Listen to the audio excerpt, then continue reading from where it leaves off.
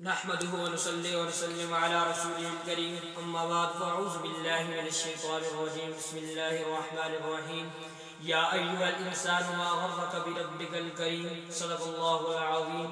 میرے بھائیوں، دوستوں اور بزرگوں، میں نے آپ کے سامنے جو آیت شریف تلاوت کی ہے اس کا ترجمہ یہ ہے کہ اے ایمان والو، تمہیں کس چیز نے اپنے پیارے رب کے بارے میں دھوکے میں ڈال رکھا ہے۔ یعنی رب تعالی انسان کو کہہ رہا ہے کہ اے انسان، میں نے تجھے پیدا کیا، میں نے تجھے پیدا کر کے دکھایا، تو پھر میری عبادت نہیں کر رہا۔ تجھے کس چیز نے اپنے پیارے رب کے بارے میں دھوکے میں ڈال رکھا ہے۔ یعنی خود رب تعالی شانہ انسان کو یہ کہہ کر بتا رہے ہیں کہ تجھے کس چیز نے میرے بارے میں دھوکے میں ڈال رکھا ہے کہ تو میری عبادت نہیں کر رہا، تو میرے حکموں کو نہیں مان رہا، تو نبی کے طریقے کے مطابق اپنی زندگی کو نہیں لا رہا۔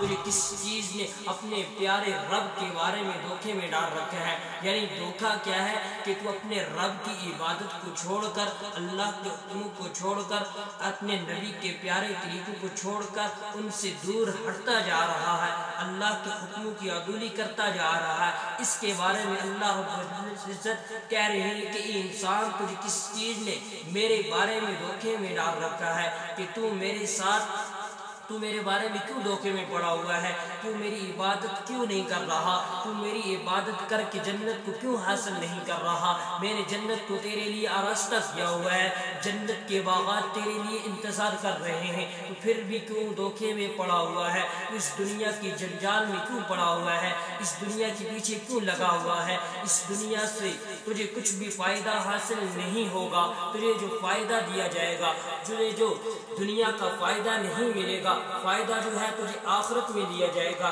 آخرت میں تجھے وہ انعامات دیے جائیں گے جو تو تصور بھی نہیں کر سکتا۔ اللہ رب العزت کا انسان سے وعدہ ہے کہ تمہیں جنت میں اللہ رب العزت انعامات اور اکرام سے نوازیں گے اور تمہیں باغات نصیب کریں گے۔ اور یہ دنیا کا جو دھوکہ ہے، یہ محض دکھلاوا ہے، کچھ بھی نہیں ہے۔ یہ صرف اور صرف چند لمحوں کی زندگی ہے جس کے بارے میں انسان اپنی پوری کی پوری زندگی لگا دیتا ہے، اللہ کے حکموں کی عدولی کرتا ہے، نبی کے طریقوں کے مطابق اپنی زندگی کو نہیں لاتا۔ یہ صرف اور صرف دکھلاوا اور ریاکاری ہے اور کچھ بھی نہیں ہے دنیا کی زندگی۔ اور جو سب کچھ ہے وہ آخرت کی زندگی ہے۔ آخرت کے لیے کر کے کچھ جائیں گے تو تب جا کر ہم کامیاب ہوں گے، تب جا کر ہماری کامیابی مقدر بنے گی۔ جب ہم نیک اعمال کریں گے تو ہمارے نیک اعمال ہی ہمیں کل قیامت کے دن کام آئیں گے اور کچھ بھی کام نہیں آئے گا۔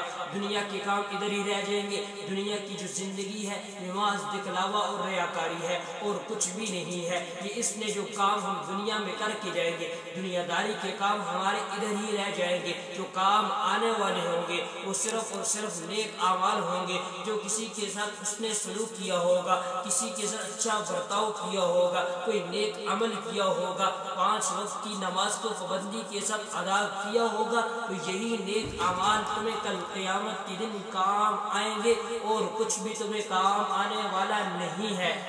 اسی اللہ رب العزت ہمیں ان تمام باتوں پر عمل کر کر اپنی دونوں جہانوں کی کامیابی نصیب فرمائے۔ وما علینا الا البلاغ المبین۔